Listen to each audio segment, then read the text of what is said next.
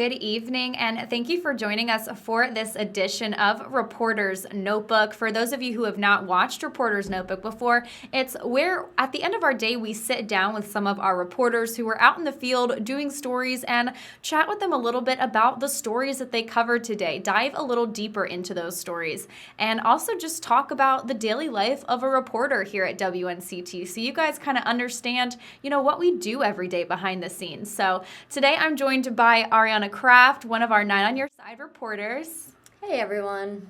Ariana is joining me here in the digital studio. A lot of the times with, the coronavirus, a lot of people are working from home, but so we do it through Skype, but Ariana is here in the studio today, so I'm super excited that she gets to sit down with us in the studio and do this reporter's notebook with us. So thank you, Ariana, for joining me. It's my pleasure. I knew Ariana when I interned here, actually, so super fun to get to sit down and chat with her. And she did a story on liquor licensing today. So Ariana, talk to me a little bit about that. So, as everyone understands, we are kind of stuck in phase 2 as coronavirus cases continue to rise. And so that's putting a lot of businesses in tricky situations when it comes to renewing their liquor licenses because they cannot operate, but they don't want to lose their permits because it's a long process if they don't renew it now. And so I spoke with a business owner who has 2 different establishments, and both of them require a liquor license. And so she was explaining, how this is really taking a toll on their expenses. And so I sat down with Senator Don Davis and Senator Jim Perry as well to see what they have to say about this and anything that they can do to kind of help them during this time.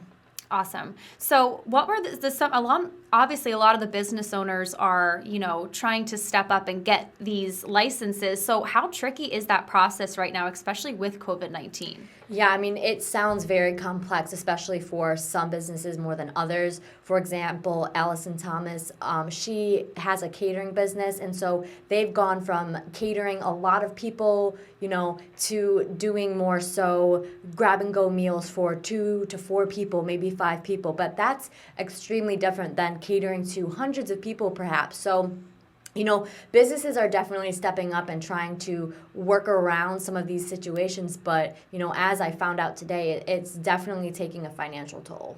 Definitely. And I even did, one of my first stories I did here at WNCT was about the liquor laws in North Carolina, because when COVID-19 hit, a lot of states were kind of temporarily relaxing their liquor laws in order to allow restaurants to do takeout alcohol and takeout liquor. Mm-hmm. And our state chose not to do so. And so there was actually a petition going around, when COVID-19 first started, that they were trying to get North Carolina lawmakers to relax those laws because they were having such a financial loss, like you said, because of the coronavirus. So unfortunately, it didn't get passed, but that was something they were really pushing for at the beginning of this pandemic. So it's really interesting to see it now coming kind of full circle with Definitely. These licenses and everything like that. So it's super cool.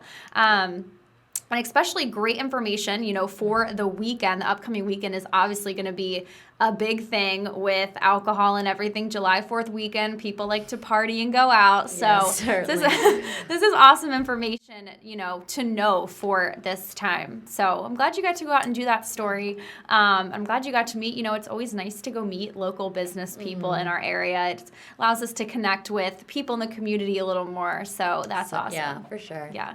So I know I'm excited for 4th of July weekend. I'm sure you are too, Ariana. Yes, yeah. We might be going jet skiing. Who knows? Yeah. I'm excited about that. But, going back to Ariana's story, you guys stay safe out there with, alcohol consumption, all that kind of stuff, and be paying attention to where you are and, the laws and the regulations at the different businesses that you're going to, and making sure that you're following those rules in order to keep these businesses up and running and not losing financial interest because of this. So, all right. Thanks so much, Ariana, for joining us for this edition of Reporter's Notebook. I really appreciate it.